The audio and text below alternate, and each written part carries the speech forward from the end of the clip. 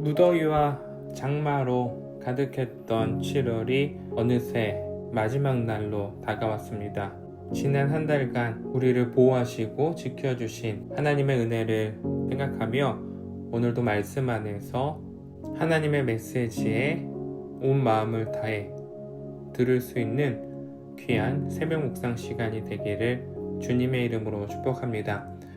오늘 함께 나눌 말씀은 요한계시록 20장 1절부터 6절입니다. 또 내가 보매 천사가 무저갱의 열쇠와 큰 쇠사슬을 그의 손에 가지고 하늘로부터 내려와서 용을 잡으니 곧 예뱀이요 마귀요 사탄이라. 잡아서 1000년 동안 결박하여 무저갱에 던져 넣어 잠그고 그 위에 임봉하여 1000년이 차도록 다시는 만국을 미혹하지 못하게 하였는데 그 후에는 반드시 잠깐 노일이라. 또 내가 보좌들을 보니 거기에 앉은 자들이 있어 심판하는 권세를 받았더라. 또 내가 보니 예수를 증언함과 하나님의 말씀 때문에 목배임을 당한 자들의 영혼들과 또 짐승과 그의 우상에게 경배하지 아니하고 그들의 이마와 손에 그의 표를 받지 아니한 자들이 살아서 그리스도와 더불어 1000년 동안 왕노릇하니 그 나머지 죽은 자들은 그 1000년이 차기까지 살지 못하더라. 이는 첫째 부활이라. 이 첫째 부활에 참여하는 자들은 복이 있고 거룩하도다. 둘째 사망이 그들을 다스리는 권세가 없고 도리어 그들이 하나님과 그리스도의 제사장이 되어 1000년 동안 그리스도와 더불어 왕노릇하리라. 아멘. 앞선 본문 요한계시록 19장은 백마를 탄 예수님께서 세상 나라를 심판하시는 장면으로 마무리되죠. 이후 오늘 본문 20장 말씀에서 요한은 하나님의 대리자라고 말할 수 있는 천사가 무저갱의 열쇠와 큰 쇠사슬을 가지고 하늘에서 내려오는 장면을 보게 됩니다. 무저갱은 요한계시록에서 하나님의 주권 아래에서 악한 영들이 제한되는 감금의 장소죠. 사탄이 자유롭게 활동하지 못하는 상태를 상징합니다. 그런데 이곳을 여는 열쇠, 그리스도의 주권과 권세를 뜻하죠. 이 열쇠를 가지고 와서 2절에서 용, 뱀, 마귀 사탄으로 표현되는 악한 세력들을 큰 쇠사슬로 1000년 동안 결박합니다. 하나님의 주권 아래 사탄의 활동이 제한되는 것이죠. 이후 3절 말씀을 보면 무저갱에 던져 넣어 잠그고 그 위에 임봉하여 1000년이 차도록 다시는 만국을 미혹하지 못하게 하였는데, 사탄이 1000년 동안 만국, 세상 나라를 미혹하지 못하게 무저갱에 갇히게 됩니다. 그리고 4절에 나타나 있듯이 하나님의 말씀 때문에 목배임 당한 자들, 그러니까 순교자들이죠. 이들이 그리스도와 함께 1000년 동안 왕노릇하는 환상을 요한이 보게 되죠. 여기서 요한계시록에 등장하는 매우 중요한 개념이 있습니다. 1000년 왕국인데요.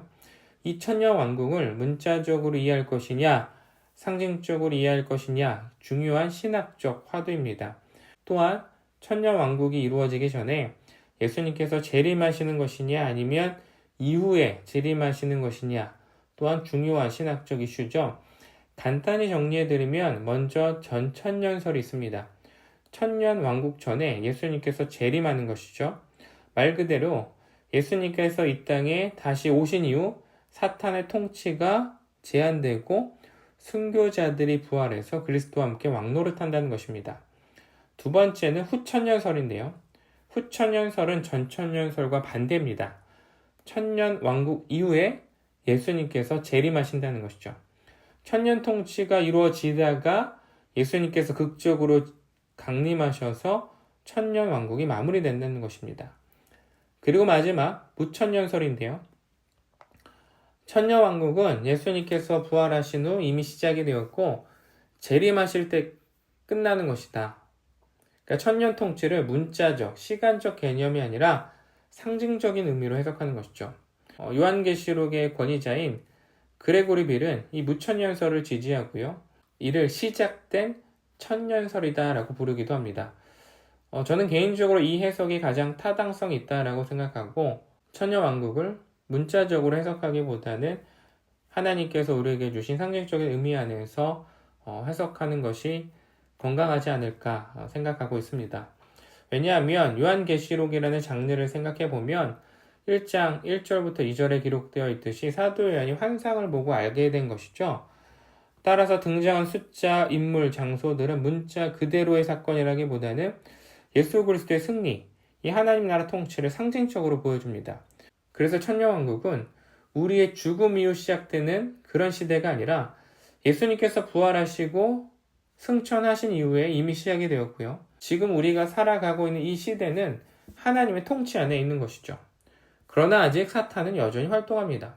하나님께서 잠깐 사탄의 권세를 제한하고 축소시키셨지만 3절 후반부에 보면 그 후에는 반드시 잠깐 노일이라 사탄이 마지막까지 발버둥치는 것이죠. 그러나 천년왕국 기간, 바로 지금 시대를 통해 우리가 보게 되는 것은 하나님 나라를 위해 먼저 순교한 자들이 있고 우리 또한 세상에서 고난을 당하고 있을지라도 하늘에선 그리스도와 함께 이 순교자들이 6절에 언급되어 있듯이 첫째 부활을 통해 왕노릇한다는 거예요. 요한이 환상을 통해 본 천년왕국은 하나님의 백성들이 이미 승리자임을 보여주는 승리의 메시지입니다. 사탄은 결박당하고 그들이 설 자리는 줄어들고 있어요. 하늘에선 이미 그리스도와 함께 첫째 부활에 참여한 자들이 하나님의 통치를 보여주고 있습니다. 그리고 우리 또한 이 통치에 참여하여 하나님 나라 왕국을 확장시키고 있는 것이죠.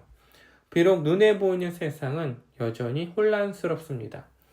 사탄은 여전히 세상을 미혹하고 발버둥치고 있어요. 그러나 하나님의 백성은 이미 그리스도와 함께 첫째 부활에 참여한 자로서 이 땅 가운데 하나님의 나라를 세워가는 자들입니다.